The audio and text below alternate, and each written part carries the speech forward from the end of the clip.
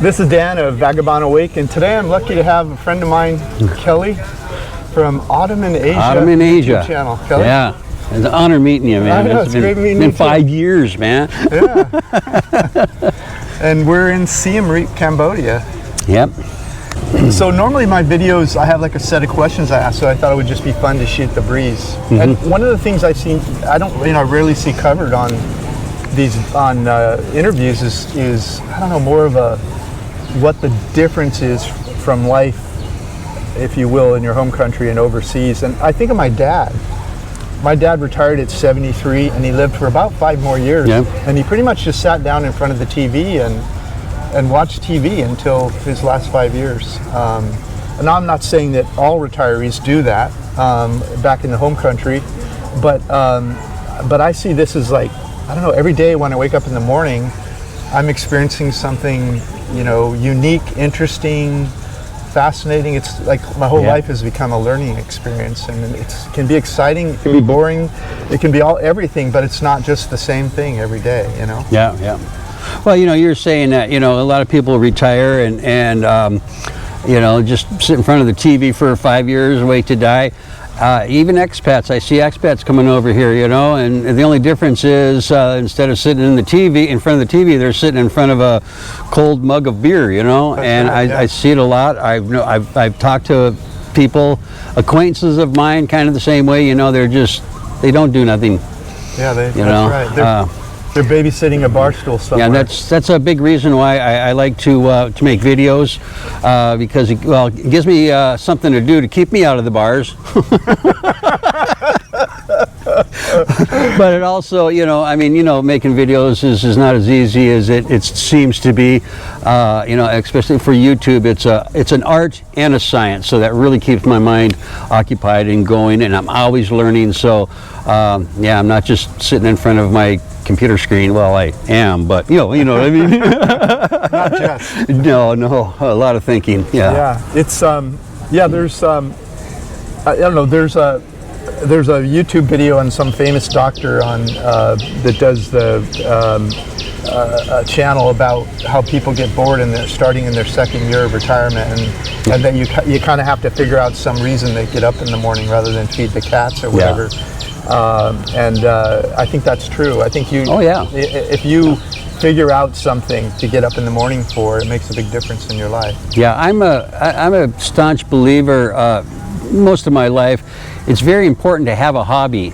And if you're getting ready to retire, whether you're going to stay, in your home country or, come to, become an expat, think of something that you can do, a hobby, something that you like. If you like wood carving or even reading books or riding, bicycle, there's a lot of clubs, you really got to you have to prepare for retirement, not just do it and then all of a sudden, it's like a culture shock. Yeah, exactly. Totally. Now what the hell do I do, Yeah, people associate their very existence with the job they had when they were working. Yeah. And if they were working a lot of hours, suddenly they have all this free time and they don't know what to do with it, and you can get stuck in that rut. If you have to kind of stick your head up and look around and say, is there a world around me and what can I do in it? Yeah. That you both enjoy and that maybe gives you some challenge or some something where you feel like you have some purpose. I think. Yeah. Well, a lot of people, I think they also don't realize that the resources that they have, that it's kind of out of the box. Just an example, okay? If you're a teacher and you retire, okay, just about any school I know in the United States would love for you to come to be an art docent or just come and help out and be the playground lady. Stop. Anything. And if your job that you had, your career, has anything like that, just you don't have to do it full time. You do it 1-2 days out of the week, Absolutely. Yeah. So you got to keep on keeping on. You just not just vegetate, because that's not good for you. Yeah, that's right. That's not good for you. Yeah, and for me, it's like you. It's been doing the YouTube videos. Because when I first started, I thought this would be a way I could make a little extra money. But what I found out is the money is, although it just keeps somehow increasing, the money hasn't really been, it's not really my motivation anymore. The motivation now is people watch the videos, they find out about a new place, they see a new possibility for their life, and they start asking questions. And I interact with them in the comments, and then eventually some of them take my Retire Overseas course or get my free ebook or or whatever, and I interact with them more. And then over time, they start to tell me their stories about how they ended up where they are, and that I played some minor role in that. And so it makes me feel like I'm, just by showing my life and showing what I've learned, it allows someone like my dad to see that there's a possibility other than sitting on the couch. And if you're lucky, you end up meeting them. Yeah. Yeah. And some of them turned out to be highlights. Like certainly meeting you it's really been a highlight, Kelly. Am I not wearing mine? Oh, here it is. Oh, you're way up there. You good too? Yeah. So, another thing I don't see talked about much online, is people wonder what happens as I age. Am I if I'm not in my home country, what does aging look like when I start to lose mobility or whatever? I've done videos about how in Southeast Asia they have assisted living and that kind of thing, but I think some people just have a fear. If I'm in my home country, I know what happened to my uncle or my parents, but what happens when you're in one of these countries like this? Have you given much thought to that? Oh yeah, absolutely. That's a great question, because, for instance, if you accept let's say I'm talking about Cambodia here. If you accept a 𝐂𝐈 family, if you have a 𝐂𝐈 girlfriend, a 𝐂𝐈 wife, or whatever, a 𝐂𝐈 significant other, and their family likes you and stuff, and they will take care of you. After they get to know you a few years, you'll never be a 𝐂𝐈, but you can be part of the family. And I know a lot of people out there, if I may say so. A lot of people say, yeah, as long as the money comes in. No, that's not always true. That you've got the wrong girlfriend then. You missed the boat. Yeah. You went out looking. You didn't wait for it. So and they will take care. Even the poorest people will. Oh, okay, well, they'll help you. Here's some rice here. I'll feed you. You don't have to be, wealthy. You just, like I said, be accepted by families. And if you've been with the same, spouse for, 5, 6, 7 years, you've created a bond not only with your spouse, but also with their family. And that's kind of a retirement plan in itself. When you need help in the morning to get up and things like that, I think they're very loyal in that respect. There's something hidden in what you're saying now that I think needs to be brought out, and that's this idea of some people come to Southeast Asia and they get involved in these transactional relationships, and they end up with someone maybe who's not in alignment, or that's maybe not as sincere with them as a person. They're seen more as an ATM or whatever. And what you said, if you found the wrong person, and so I think there's. If you're thinking about a long-term relationship and you want to develop that, I think there's I don't know, you look for more of a real person rather than a transactional relationship, and that sort of shows up naturally in your life rather than, I don't know, maybe on a bar stool where you're, the ladies of the evening are visiting you and it's more transactional. Yeah. I don't go to the bars, and that's why I've said a few times in my videos and stuff. If you're looking for a girlfriend, your chances are very good that you're going to be not happy in a couple of years. Yeah. Okay. If you let it happen, that's a different story. Not saying that it doesn't have to be a bar girl. It could. But and I'm not saying go to the library and start picking up on the librarians either. Just let it happen, and it will happen. Yeah. I was here for over a year and a half before I met Vanna, and we immediately clicked. We immediately know. Oh yeah, this is it. Yeah. Yeah. My when I was a teenager, when I was between girlfriends, I used to complain to my mom sometimes about how I couldn't find a new girlfriend or whatever. And she would always say, as soon as you quit looking, one will show up, the right one will show up for you. and damned if she wasn't right. She was right. Every time I quit looking and just started enjoying my life, someone more interesting and a better fit would show up, and she was right. And it was the same with Chung. She was.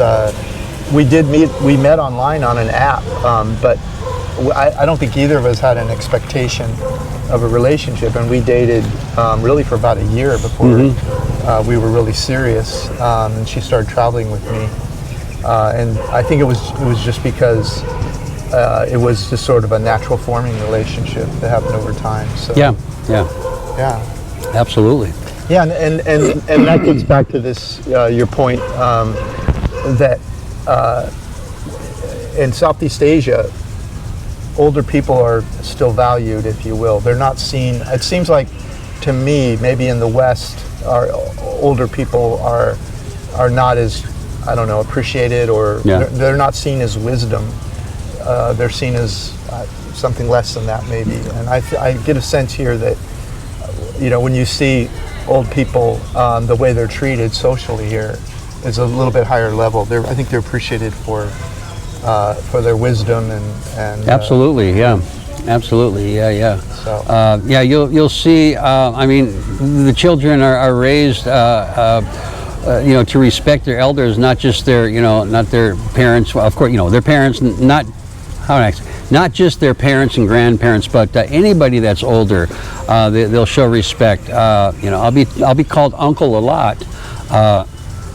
You know, and that is showing respect that you know, the 9-year-old child will, hey, excuse me, uncle, you know, and yeah, there's a lot of respect. I mean, when I go back to the States and some of my daughter's friends or whatever, people will ask me these questions. Well, how about the children? You know, how's that? And I'm going, are you a parent? Yes. I said, this is like talking about politics. I will make you mad by saying what my observations were on how the children are here in Cambodia and elsewhere, even Thailand. I know that's the ones I can relate to. I can't really talk about Vietnam because I've never been there, but you know, it's, yeah, I got to be careful what you say sometimes, you know, to mom. Yeah, your kids are brats, you know, and I mean, you know, how many times you got to wake up your kid, tell them to go to school, you know? No, I mean, that's the one thing that surprises me with their children. You ask them to do something, and it's not like, yeah, no, oh, okay. I mean, seriously, you know, yeah. they respect you, they listen to you, and I don't want to get in trouble for that. It doesn't matter. It's just the truth. So another thing people seem to have is when they're sitting in their home country is they have this fear of money. Like they don't know how much they're going to need, and they don't, you know, they know where they're sitting and what it looks like, but when they go somewhere else, they're like, well, they'll have enough. Will someone try to steal it? You know, and it's natural, right? You know, the human mind is there to protect. And so you try to, you know, often think worst case scenarios and try to work your way through each event and how you would get around that problem, if ever you will. But so there's kind of a fear you have about money then, before you come over, and then there's now what really happened. What are your thoughts about that, like the surrounding money? Like, did you have fears about it? And when you ended up here, how did it turn out different? I had no fears about it because I did my due diligence. Okay. Okay. I've known people that came here, really didn't plan all that well, and they're in, you know, a dire straight situation. You know, and they didn't you know, get their banking system set up. Thank you. You helped me on that one. Oh, yeah. Cool. You know, you just have to prepare. Okay.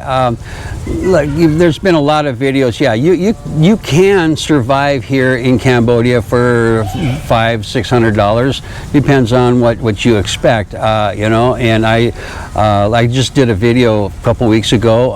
It was my monthly budget for the first of the year, for January, and yeah, it's still about $900, and I've got a beautiful place. Check out the video. I'm in Asia. And I mean, I don't starve. I mean, I have everything I need, except I have everything I need that I had in the United States, except the cost. I'll give you a quick example on that. I buy my insurance for my motorcycle, my motorbike, because, well, it's full coverage if somebody steals it, or if I get in an accident, they're going to ask me for money, and I just point down on the sticker, so you can call up the insurance company. But I went and I got a year's insurance for my motorbike, and it cost me, what did it cost me? I think it cost me $103 for the year. Wow. Okay. Yeah. That's amazing. Okay. For a year. Yeah, I remember back in the States, my insurance on my car, which wasn't really worth all that much, was twice that much. It was like, why? Yeah. Oh, my internet's costing me, $80 a month. Well, mine's free, unless I want it on my cell phone, and then it costs me $6 a month. I mean, crazy. Yeah. So no, I didn't worry about it. I knew approximately how much I was going to make, what my resources were, probably 5 years before I retired, and it just, yeah, it worked out. It do your due diligence and work with what you have. Don't live beyond your means, because you really don't have to. That's a choice. Yeah, it really is. It's a choice how you, okay, if you want to be a millionaire and stuff and work all your life till you die, that's fine. More power to you. But you can, okay, this is what I'm going to have when I retire at the age of whatever, and how can I get the best bang out of my buck? And, yeah, and what's important to you. Yeah. If it's sticking in the States and working or wherever your home country is, and work until 70, so you can buy whatever vehicle and have a pool in the backyard or whatever, all the power to you. There's nothing wrong with that. No. But if you, there's other options, I think is the point. Yeah. If you know what those are, and investigate them and take the time to do the due diligence. Well, it's kind of like a saying that I have. It's I'm making my own paradise with what I have. Yeah. That's the best kind of paradise. I think we have a tendency in the West to look around and say, I want their paradise, I want her paradise, I want his paradise. Yeah. Oh, I've seen that with my parents. John, Gladys just got a new car. And ours is 5 years old. Yeah. Dad just goes, oh, geez. Yeah, it's all about priorities. Oh, yeah. And that's a lot. You want to impress people that really don't give a shit about you anyways. Yeah. And that's generally what it is. Yeah, when I figured out who, at least for me, it's not for everybody, but when I figured out what was important to me, I was driving what my stepson would call a hoopty, which is like a beater car, because I was taking that money and putting it somewhere that it could help in the future instead of trying to impress my neighbors or whatever. Now, I'm not saying that I'm better than anyone, but for me, I think it was okay. I was comfortable in that car. I was comfortable in that life, and it gave me this life, making choices like that. And I think it applies over here too. I mean, there are expats all over the world. They show up and I call it, they want to be the big man on campus. They want to buy the round of drinks, they want to drive the fancy car or live in the big house, and there's nothing wrong with that if you have the resources. And we all have what we think is important, and we all are, but you have to think about how long can you sustain that. If you have the resources to sustain that, and it's important to you to show up in the really nice car and have the big house with the pool in the backyard, and you're trying to buy the round of drinks and you're trying to live like a tourist as an expat's not going to work. And it's not as fun. It's not as fun because you're not really you're not digging into the culture and figuring out what makes the locals tick and figuring out what they eat and how they live and what their history is. You're just you're just moving your old life into a new country, and it's I don't know, it just seems a little empty to me, but some people do it, and all the power to them. I have no problem with that. I think another fear some expats have, you know, can they find love over here? Is it true love, or is it all transactional? You've kind of hit on it. It's all about, I think, maybe letting things occur more naturally than trying to force them. You know, on the first Saturday night you arrive. I'm not saying, you know, don't go out and have fun, don't go out and meet people. I'm just saying, when you're looking for a relationship, like you said, well, I'll let you say it. What you're saying about that? I'm not looking for a girlfriend, but some girl's looking for me, you know? I think that encapsulates this perfectly. If you kind of enjoy your life and live your life in a way that's that feels natural, and you're, you know, living in this new culture in a meaningful way, that stuff it just sort of flows naturally, doesn't it? I think one of the biggest things on actually finding a girlfriend or a boyfriend or whatever is don't stay in your expat bubble. Okay, you know, the best way I feel is to, you know, befriend the locals, you know, and then you'll start getting invited to birthday parties, or well, maybe not birthday parties, but weddings, or hey, we're going to go out and do this or that. You know, going over for dinner, and you just happen to meet the guy's sister or something, whatever, and you're, hey, you know, that's I think that's the best way actually to meet. But you know, hanging out down at the bar streets, no, that's not going to work.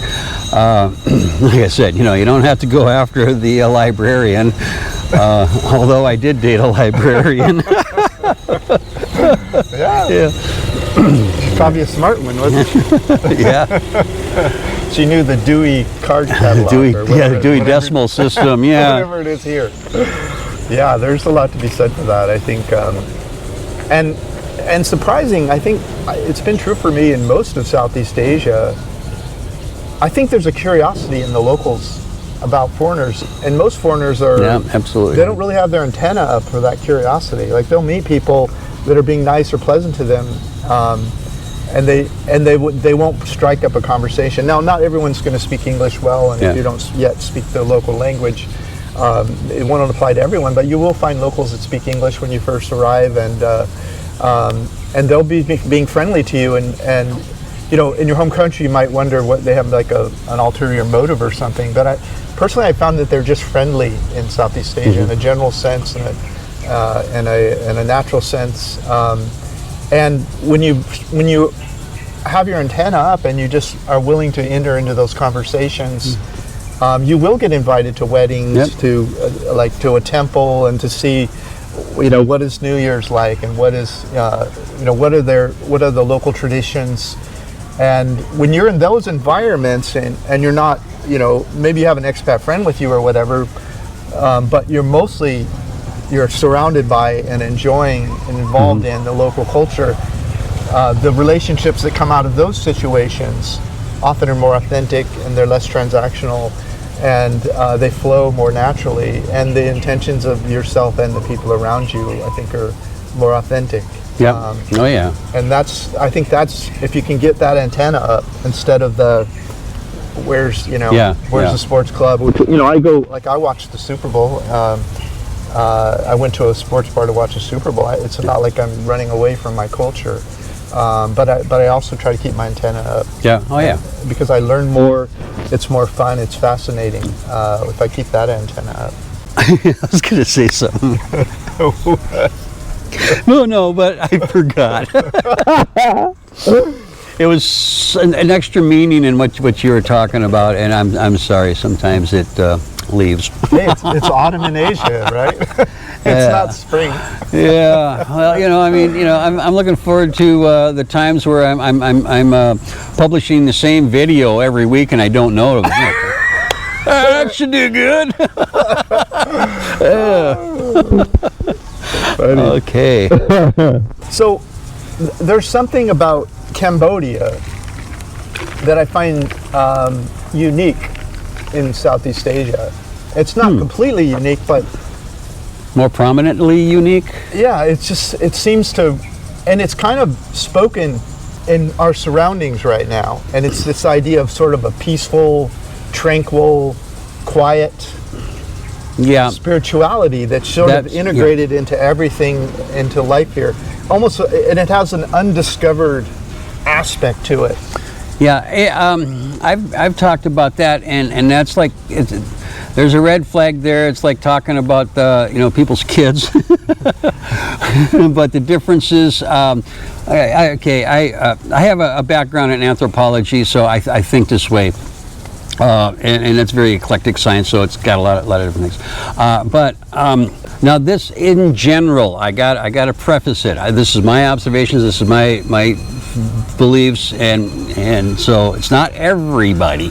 But when you have two different types of religions, Buddhism here and Christianity in most of the Western world, it's so different. Actually, it's not, but we won't get metaphysical. But people have a different way of thinking about things in the two different religions. If you want to call Buddhism a religion, it's more of a way of life, and the values that they hold on to, and I even think some of the things that they were taught as a child really sticks with them. And I know what I was taught, in the Catholic Church. And scared the hell out of me. And then I was not a child as a Buddhist, but so they just think differently. And with the spirituality, there's spirituality in the United States. Not saying there's not. There is. But what I see is I see the spirituality, and I feel the spirituality every day here, not just on special occasions, not just on Sunday when you go to church and then you come home and watch a football game. No, it's all the time. All the time. When you meet somebody along the street that you kind of know, you feel it, because they give it to you, and then you try to give it back if you know how, if that makes any sense. Yeah. It's like 24/7 here. I see it all the time, and that resonates in with people's respect for each other. And I can definitely get in trouble on this topic. So, but I think you know what I'm saying, huh? Yeah, and I think there's some things that we can talk about, and there's some things that we have to experience. I think I would chalk that up to, if you come to Cambodia, or Vietnam or Thailand, it doesn't matter, or Europe or wherever, South America, everywhere has an undertone, a feeling about how people interact with each other. And there's no denying, it doesn't matter what you want to call the religion, but societies have, they have a tone to them, a feeling. And you could arrive as a Martian and go to different cultures and you'll feel different things. And I think Cambodia has a uniqueness in the peacefulness, tranquility, that translates to me sort of as a spirituality, regardless of who you're worshiping, that is unique in some ways, I think. Yeah, you don't have to be a Buddhist to enjoy the peaceful spiritual feeling here in Cambodia, and Vietnam, the other Buddhist areas, countries. If you can just kind of let down certain walls and try to accept and try to see through somebody else's eyes, try to get, why did they do that? Why did they feel that way? And it's an eye-opener. It really is. You got to drop your biases, and the world becomes a wonderful place. Yeah, and almost no matter where you're born, Cambodia or Mexico or the United States or Russia, China, when you travel around the world, it's fun to listen more rather than to immediately try to speak your truth. Yeah. That's where you seem to learn more. At least I do, by listening more. I like to say I'm a student of the world rather than a teacher, and that both have their place. I'm not saying teachers are lovely, but I think when you travel, part of it is discovering who you are in a new place, and you do that by listening more than speaking. I know it's kind of simplistic sounding, but Well, we understand, Dan.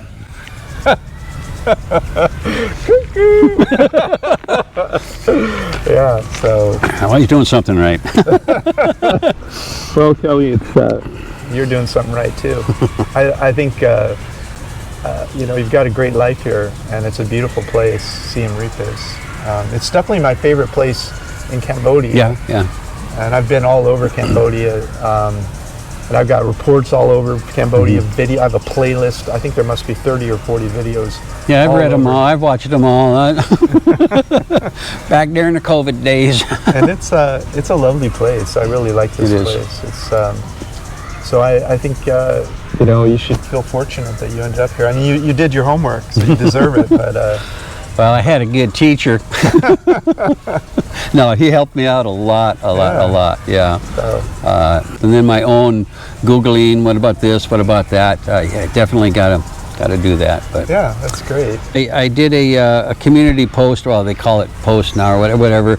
Just recently, and I asked in the poll, what kind of channel do you think 𝐴𝐷𝐸 is, Because originally I started out as a travel channel because I was going to do a lot more traveling. Life happens, and that hasn't been able to happen.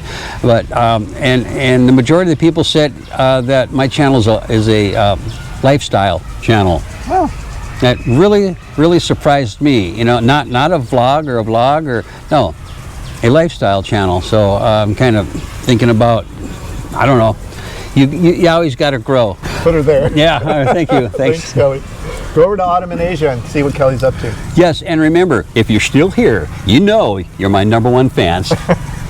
You too, up there. See you later. Bye.